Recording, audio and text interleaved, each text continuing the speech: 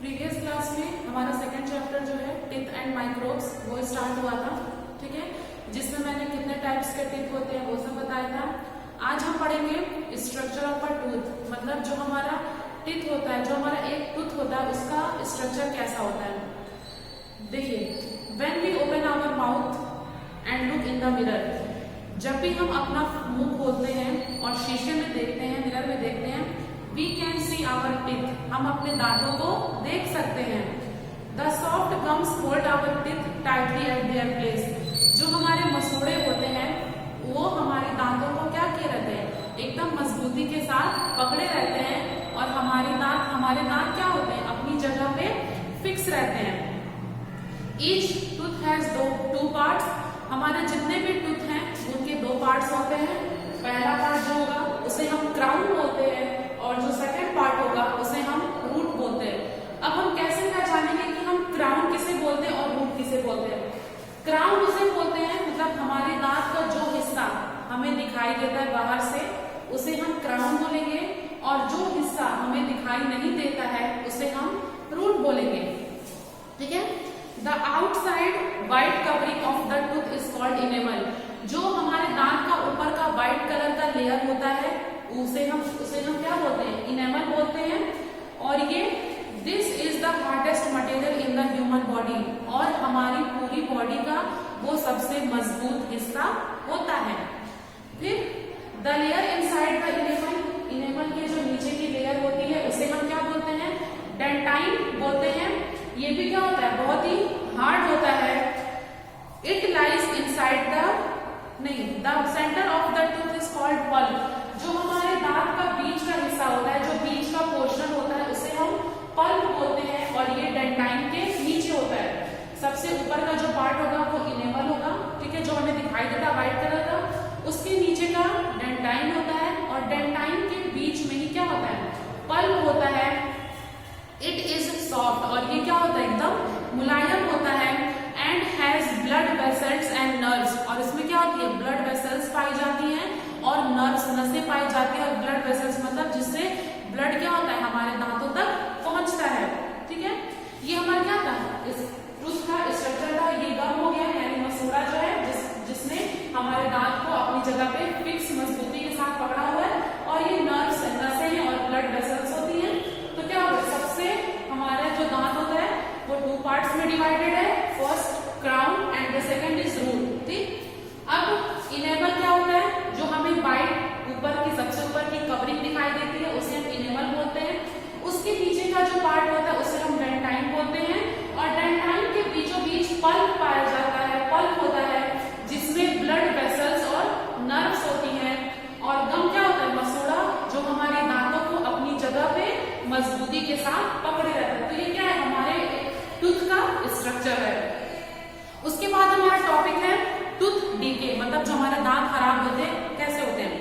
When we eat, जब भी हम कुछ खाते हैं, small bits of food may get stuck between our teeth. आप देखते होंगे कि जब भी हम कुछ खाते हैं तो खाने का छोटा सा टुकड़ा हमारे दांतों के बीच जाकर क्या होता है, फंस जाता है।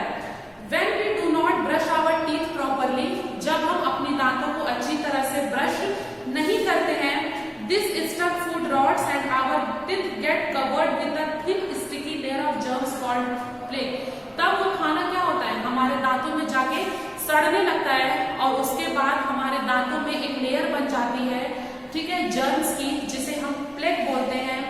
This plaque reacts with sugar present in the food to produce acid, और जब भी हम कोई चीज खाते हैं तो उसमें जो शुगर प्रेजेंट होता है, जो शुगर होती है, उससे वो प्लेक मिलता है, फिर मिल जाता है, तो फिर उससे क्या होता है, हमारे दांत धीरे धीरे खराब होना शुरू हो जाते हैं, और इसी को हम लोग टूथ डीके बोलते हैं। इसमें टूथ डीके हम लोग पहचानेंगे कैसे, इसमें क्या होता है, इट कॉजेज होल्स और कैविटीज इन द इनेमल, जो इनेमल है, बाहर का जो हिस्सा है सबसे ऊपर व्हाइट कवर, इसमें क्या होता है, होल हो जाता है, छेद हो जाता है। As a result the nerves and the blood vessels in the pulp get exposed, तब हमारे पल्प में जो ब्लड वेसल्स और जो नर्व्स थी वो हमें क्या होता है, ऊपर से दिखाई देने लगती हैं। व्हेन एनी कोल्ड और hot things come in contact with these exposed nerves, तब जब हम कोई भी गर्म चीज खाते हैं या ठंडी चीज खाते हैं तो वो सीधे और तभी हमारे दांतों में क्या होता है, दर्द होती है। दस tooth decay causes the following, और टूथ डीके मतलब जब हमारे दांत खराब होते हैं तो उससे क्या क्या होता है, देखिए सबसे पहला टूथेक मतलब हमारे दांतों में दर्द होगी। फूल स्मेल फ्रॉम द माउथ, हमारे मुंह से गंदी स्मेल आने लगेगी। स्टमक डिसऑर्डर्स, हमारा जो पेट है वो भी सही नहीं रहेगा। होल्स और कैविटीज इन द टीथ, और हमारे दांतों में क्या हो जाएगा, छेद होने लगेगा। लॉस ऑफ टीथ, हमारे दांत गिरने लगेंगे। एंड ब्लीडिंग कम्स, और हमारे मसूड़ों से क्या होगा, ब्लड आने लगेगा, ब्लीडिंग होने लगेगी। ठीक है, तो ये टूथ डीके था।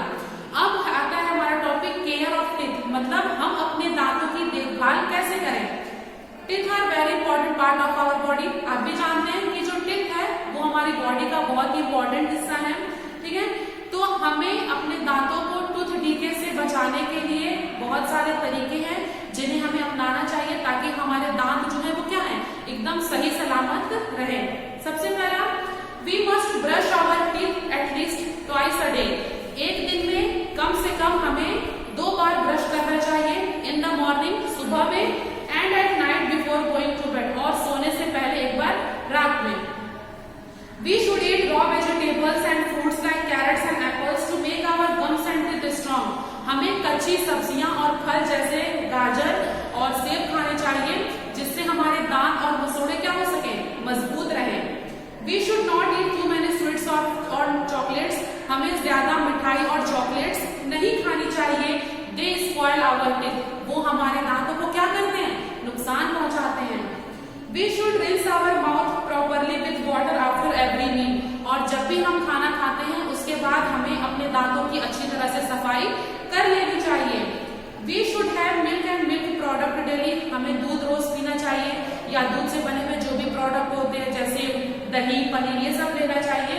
उसमें क्या होता है, कैल्शियम होता है जो हमारी दांतों को मजबूत बनाता है।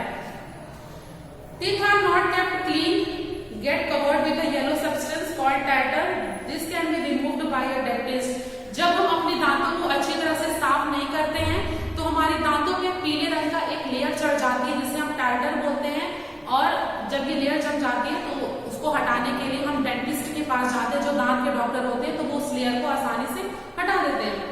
We should visit a dentist at least twice a year, और एक साल में हमें कम से कम 2 बार डेंटिस्ट के पास यानी दांत के डॉक्टर के पास जाके चेकअप करवाना चाहिए, दिखाना चाहिए कि हमारे दांतों को कहीं किसी भी तरह का कोई भी नुकसान नहीं हो रहा हो।